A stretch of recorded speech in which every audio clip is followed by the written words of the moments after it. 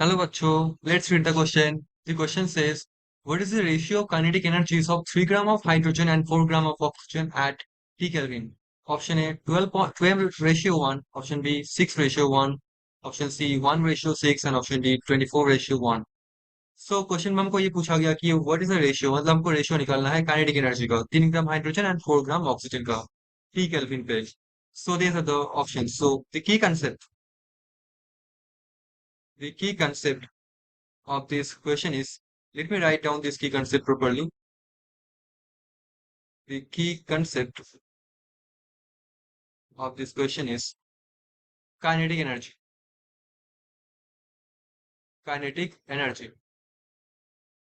First of all हम जानते हैं जो काइनेटिक एनर्जी होता है उसका बेसिक एक्सप्रेशन क्या होता है. वो होता है half of M V R M S square.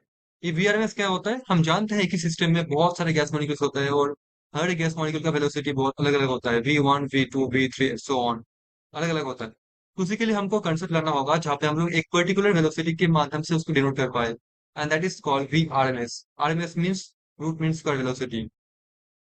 Root mean squared velocity. तो होता क्या है? फॉर एग्जाम्पल हमारे पास एक गैस मॉलिक्यूल है, आइस मॉलिक्यूल वी आई, मतलब उसकी वेलोसिटी है वी आई आइस मॉलिक्यूल के लिए. तो पहले इसको स्क्वायर करते हैं, स्क्वायर, फिर इसको मीन करते हैं, फिर इसका रूट करते हैं. तो ये है होता है इसका आरएमएस वेलोसिटी का एक्सप्रेशन. मैथमेटिकली हम इसको दिखा सकते हैं कि आरएमएस मतलब वेलोसिटी जो होता है वो होता है स्क्वायर रूट ऑफ 3 RT/m. ठीक है. सो मैं इस वैल्यू को यहाँ पे इनपुट कर सकता हूँ. हमारे पास जो वैल्यू है यहाँ पे है, सो हाफ ऑफ एम ये होता है क्या, 3 RT/m. तो देखो यहाँ पे हमारे पास क्या है, एम बाई ए मतलब given mass divided by molar mass. वो क्या होता है?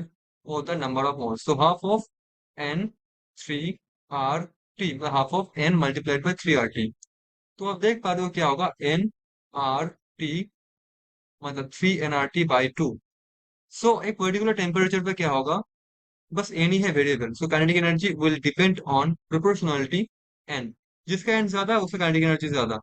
तो मैं बात करूं kinetic energy K of let's say hydrogen, तो क्या होगा, divided by K of oxygen.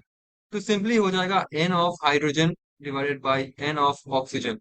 अब एन ऑफ हाइड्रोजन मतलब नंबर ऑफ मोल्स. ठीक है. So number of moles of hydrogen कैसे निकाले? देखो हमारे पास 3 ग्राम हाइड्रोजन दिया हुआ है. हम जानते हैं नंबर ऑफ मोल्स क्या होता है, given mass by molecular molar mass.